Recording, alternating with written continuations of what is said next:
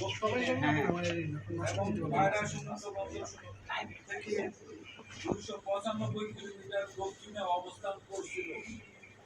এটি আরো উত্তর দিকে অগ্রসর হয়ে 26 মে 2024 সন্ধ্যা থেকে মধ্যরাত নাগাদ মংলার নিকট দিয়ে সাগর আইল্যান্ড, পশ্চিমবঙ্গ এবং খেপুপাড়ার উপকূল অতিক্রম করতে পারে। বাংলাদেশের উপকূলীয় এলাকায় প্রবল ঘূর্ণিঝড়ের প্রভাবে অগ্রভাগ দমকা এবং ঝোড়ো হাওয়ার সৃষ্টি শুরু হয়েছে।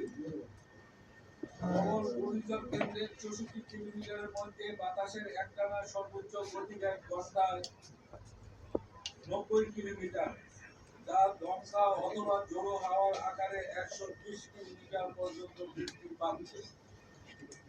প্রবল ঘূর্ণিঝড় কেন্দ্রের